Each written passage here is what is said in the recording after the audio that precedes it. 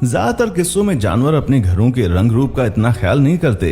ज्यादातर पूरी तरह से सीधे और साधारण होते हैं वो, जो उन जानवरों को और उनके बच्चों को गर्माहट और आश्रय देने के लिए बनाए जाते हैं, न कि साज सज्जा के लिए, कोई इनाम जीतने के लिए नहीं। लेकिन हर जानवर इस काम को इतना हल्के में नहीं लेता। कुछ जानवर ऐसा घर बनाते हैं जो इंसानों की बेहतरीन निर्माणकारी उपलब्धियों को टक्कर देता है और प्रेरित भी करता है टीम वर्क और सरलता के अविश्वसनीय प्रदर्शन और प्रयासों के साथ। पेश हैं प्रकृति के 10 सबसे महान आर्किटेक्ट्स।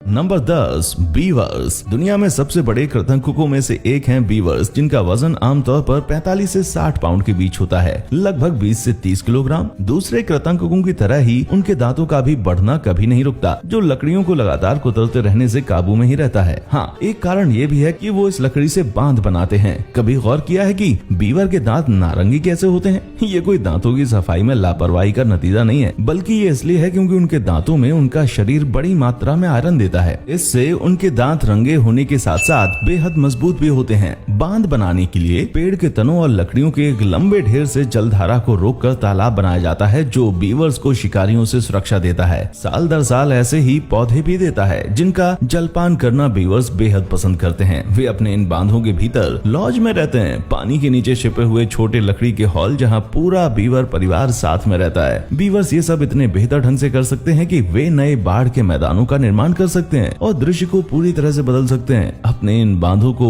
बनाए रखने और सहेजने के लिए वो साल दर साल काम करते रहते हैं, और इसलिए ये कहावत बनी है कि एक बीवर जितना व्यस्त। कनाडा के अल्बर्टा में बीवर्स की एक कॉलोनी तो इतनी व्यस्त थी कि उन्होंने अब तक का सबसे बड़ा बांध बना दिया। ये अविश्वसनीय पशुघर लगभग 3000 फीट तक फैला है। नंबर 9, दीमक। बालों वाले प्यारे जीवों के बाद अब आते हैं अजीब से रेंगने वाले जीवों पर। जी हाँ, दीमक। कुछ ऐसे अलग किस्म के दीमक भी होते हैं जो आराम से आर्किटेक्चर की डिग्री हासिल कर लें। उत्तरी ऑस्ट्रेलिया में पाए जाने वाले कंपास दीमक खोते के आकार के घोंसले बनाते हैं, जो आमतौर पर उत्तर से दक्षिण की ओर होते हैं। इस तरीके से वो गर्मी को कुछ हद तक काबू कर पाते हैं, क्योंकि सुबह और दोपहर में घोंसले के चौड़े पूर्वी और पश्चिमी हिस्सों पर सीधी धूप पड़ती है। उस खोते जैसे आकार का मतलब है कि जब दोपहर के समय जब सूरज सबसे ज्यादा गर्म होता है, तब कम से कम गर्मी बने, जिससे घोंसला ज्यादा गर्म न हो। इनके टीले कभी कभी दिखने में भयानक कब्रिस्तान जैसे झुंड में भी पाए जा सकते हैं। इन्हीं के निकट संबंधी कैथेड्रल दीमक, जो उत्तरी ऑस्ट्रेलिया से हैं, बड़ी संरचनाएं बनाते हैं। उनके बड़े बड़े कैथेड्रल जैसे घर अक्सर 15 फीट से भी ज्यादा ऊंचे होते हैं। ये संरचनाएं बहुत ही ताज्जुब भरी हैं, क्योंकि ये ऑस्ट्रेलिया की लाल मिट्टी के साथ साथ लकड़ी, लार और गोबर से बनी है, और जमीन के ऊपर ये सब सिर्फ शुरुआत है। दीमक की कॉलोनियां जमीन के नीचे कई एकड़ तक फैली होती हैं, और कुछ दीमक की कॉलोनीज तो अपनी खुद की फंगस की खेती तक करते हैं। अपने घरों की तरह ही खूबसूरत दीमक क्वीन हॉल्स में कोई ब्यूटी कॉन्टेस्ट तो जीतने नहीं जा रहे हैं, इसलिए वो अपने फैंसी महल में बैठी मिलती हैं। नंबर 8, वया वीवर। बाकी पक्षियों की तरह वया पक्षी भी पूरे भारत और दक्षिण पूर्व एशिया में कंटीले पेड़ों की शाखाओं में घोंसला बनाते हैं। मानसून के दौरान यानी उनके प्रजनन के समय ये वया पक्षी 20 से 30 के झुंडों में इकट्ठा होकर भोजन, पानी और निर्माण सामग्री के स्रोतों के पास साथ मिलकर अपना आवास बनाते हैं। ये बबूल और ताड़ के पत्तों की पट्टियों का इस्तेमाल करके घोंसला बुनते हैं। इन घोंसलों के बीचों बीच रहने की एक जगह और एक लंबी प्रवेश सुरंग होती है। जब घोंसला कुछ हद तक पूरा हो जाता है तो नर पक्षी मादा को इसे दिखाने और आकर्षित करने के लिए उसमें से लटक जाता है। उनका आधा तैयार घोंसला जितना सुंदर होगा, उतना ही ज्यादा उन्हें एक साथी मिलने की संभावना होगी, जिसके वो हकदार भी हैं। औसतन एक बया बुनकर पक्षी घोंसला पूरा करने के लिए चीजें जुटाने में लगभग 500 यात्राएं करता है। वहीं घोंसले की बुनाई के लिए बड़ी मात्रा में काबिलियत है, साथ साथ एक बेहद मजबूत चोंच की भी जरूरत होती है। खुशकिस्मती से इस अद्भुत पक्षी के पास ये दोनों हैं। नंबर 7, लाल ओवन पक्षी। इन पंखदार दक्षिण अमेरिकी वास्तुकारों को उनका ये नाम मिला क्योंकि उनके घोंसले ठीक उनके नाम के जैसे ही दिखते हैं। हजारों मिट्टी के छर्रों से बनी संरचनाएं आकार और रंग में किसी मिट्टी के ओवन जैसी लगती हैं, जो अक्सर एक के ऊपर एक खड़ी होती हैं। उनके ये आधे बंद घर शिकारियों से उनका बचाव करते हैं, और उसमें रहने वाली प्रजनन जोड़ी जब चली जाती है तो दूसरी प्रजातियों के पक्षी अक्सर इन सुरक्षित और आरामदायक अचल संपत्ति में बस जाते हैं। ओवन बर्ड्स के घोंसले में मोटी घुमावदार दीवारें होती हैं, जो एक बीच के कमरे की तरफ स्पाइरल जैसी बनी होती हैं। सबसे भीतर वाला कमरा जहां मादा अंडे देती है, एक छोटे से छेद वाली दीवार होती है जो बाद में ओवन बर्ड के लायक चौड़ी होती है। नंबर 6, मिलनसार बीवर। एक और पंख वाले दोस्त जो जैसा अभी बताया बड़े मिलनसार होते हैं, भले ही अपने खुद के झुंड में। नामीब और कलाहारी रेगिस्तान में रहने वाले ये अफ्रीकी पक्षी पूरे संप्रदाय के लिए घोंसले बनाते हैं, जो दुनिया का कुछ सबसे बड़े घोंसलों में से एक है। इन घोंसलों की एक दूसरे से नजदीकी और बड़ा आकार, जिसके कारण इनका वजन 1 टन तक हो सकता है, इन पक्षियों को रेगिस्तान के बेतहाशा गिरते चढ़ते तापमान से बचाने में मदद करता है। इन घोंसलों में पक्षियों के रहने के लिए अलग अलग ब्लॉक्स होते हैं, जिनमें इन बीवर्स के 100 से भी ज्यादा प्रजनन जोड़े रहते हैं। हर जोड़ा अपने घर की देखभाल करता है, जिसमें प्रवेश सुरंग भी शामिल होती है। जैसे जैसे और जोड़े आते जाते हैं, घोंसला बाद में बड़ा होता जाता है। ज्यादातर बीवर्स के मुकाबले ये पक्षी घोंसला बुनने से ज्यादा समय छत बांधने में लगाते हैं। इसी वजह से उनके घोंसले झोपड़ियों की तरह दिखते हैं, जिनकी ढलान छत बारिश को रोकने में मदद करती है। कभी कभी बिजली के खंभों पर घोंसले बनाकर आसपास के इंसानी इलाकों की बिजली गायब करने के अलावा ये बीवर्स अक्सर शिकारियों के लिए परेशानियां पैदा करते हैं। उनके घोंसलों के बाहरी हिस्सों पर कई नुकीली लकड़ियां इस तरह लगी होती हैं कि इन बिन बुलाए मेहमानों को एक दर्दनाक स्वागत मिलता है। शायद ये इतने भी मिलनसार है नहीं।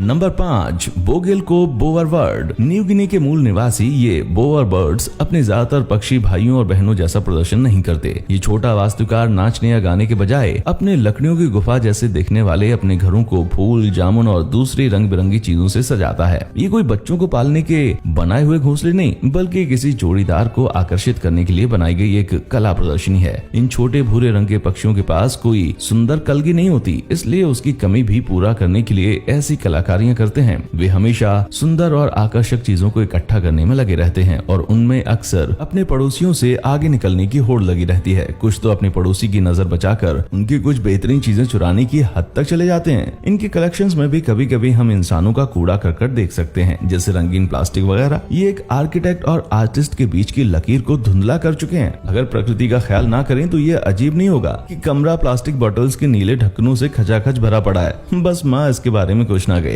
नंबर 4, भारतीय हार्वेस्टर चींटियां। चलिए अब हम बात करते हैं चींटियों की। भारतीय हार्वेस्टर्स ऐसी चींटियां हैं जिन्हें भूल भुलैया काफी पसंद है। ये 6 पैर वाले जीव मिट्टी से अपने बिलों के प्रवेश के चारों तरफ संकेंद्रित छल्ले बनाती हैं, जो नालीदार दीवारों में खुलते हैं और ऊपर से देखने पर ये सब किसी भूल भुलैया के जैसा लगता है। ऐसा माना जाता है कि इन दीवारों को ऐसा शिकारियों और अतिरिक्त पानी के बहाव से बचने के लिए बनाया गया है। ये समझ में आता है क्योंकि वे जो सुरक्षा कर रहे हैं वो सूखी भारतीय मिट्टी में कुछ बड़े छेद हैं, जिनमें बड़े कीड़े या चूहे या फिर बारिश का पानी महाराष्ट्र की ढलान में छिपे इन चींटियों के शहरों को खराब कर सकता है। इन चींटियों को ये नाम इसलिए मिला क्योंकि ये घास से बीज काटती हैं, अपने बिलों के बाहर भूसी छोड़ देती हैं, जैसे कोई प्राचीन मानव ने शहर की दीवारों के बाहर चढ़ावा रखा हो। Number 3, high rollers. ऑस्ट्रेलियाई बीवर, चींटी और लीफ रोलिंग वेविल दोनों अपने घरों को पत्तियों से बनाते हैं। फ्लोरिडा में पाए जाने वाले वेविल अपने पिंसर्स की मदद से पत्तियों को बीच से चीरकर फिर उन्हें रोल करके बुरिटो जैसा घर बनाते हैं। जाहिर है इंसानों में भी पत्तियों को रोल करने पर बुरिटो जैसा कुछ बनता है। मादा लीफ रोलिंग वेविल इनमें से 1-2 अंडे देती है और शिकारियों से उनके बचाव के लिए आपस ही रहते हैं। बीवर्स चींटियां पेड़ों में भी रहती हैं, लेकिन चींटी की दूसरी ज्यादातर प्रजातियों की तरह ये भी कॉलोनीज में इकट्ठा होती हैं और 2 गुटों में बट जाती हैं, एक जो कॉलोनी बनाती है और दूसरी जो कॉलोनी की रक्षा करती है। वो पत्तियों को मोड़ती और बुनती हैं और फिर उन्हें थूक के साथ चिपका देती हैं। आकार में भारी अंतर की वजह से अक्सर कई चींटियों के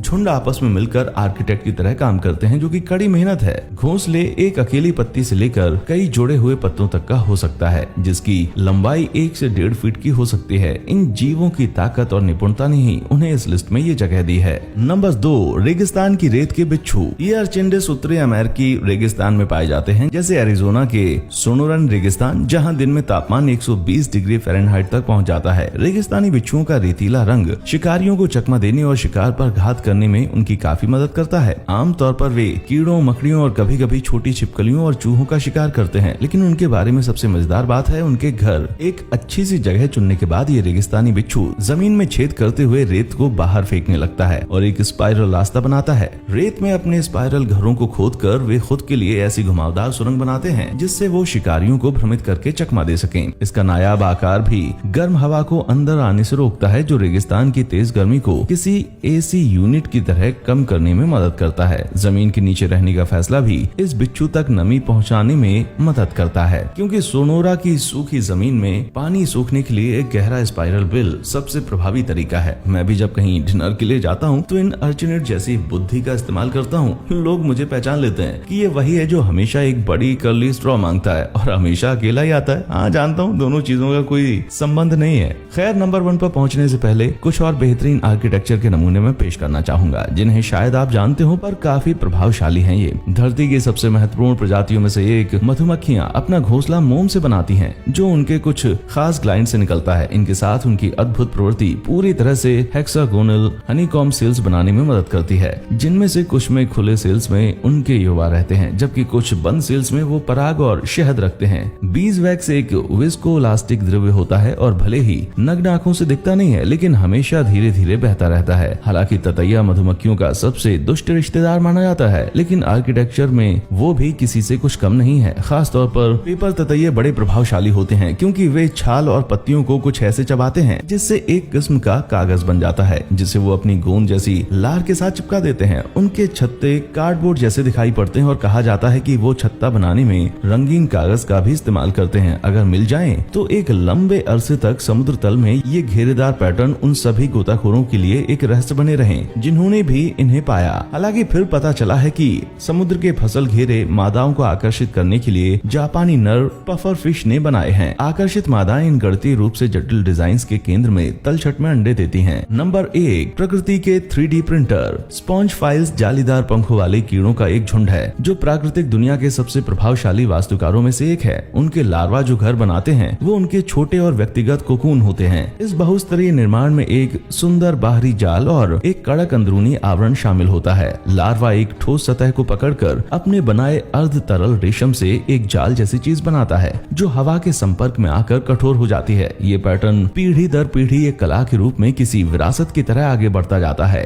ये कलाकारी जारी रहती है जैसे जैसे लार्वा के चारों तरफ का रेशम सूखता है। इन छोटे कीड़ों को देखकर ऐसा लगता है जैसे किसी 3D प्रिंटर को देख रहे हों। एक इंजीनियर और साथ ही एक वास्तुकार लार्वा क्रॉस फाइबर्स को सहायक स्तंभों की तरह इस्तेमाल करते हैं, जिससे वो गुंबददार नेट को ठोस कोकून से जोड़ सकें। आश्चर्यजनक रूप से यूरोडमोथ के युवा ने भी काफी हद तक ऐसा ही एक कोकून बनाने का तरीका तैयार किया है। हालांकि ये कोकून पत्तियों के नीचे से लटकते हुए बनाए जाते हैं। यूरोडमोथ एक वर्षावन निवासी है और पत्ती की छत के डबल वेमी और कोकून के मुदा हुआ जाल भीतर विकसित हो रहे हैं। कैटरपिलर की बारिश से बचाता है। तो क्या दीमक ने आपके बैकयार्ड को किसी चर्च के यार्ड में बदल दिया है? और आपने अब तक का सबसे अच्छा बेहतरीन निर्माण क्या देखा है? नीचे कमेंट बॉक्स में आकर मुझे जरूर बताएं।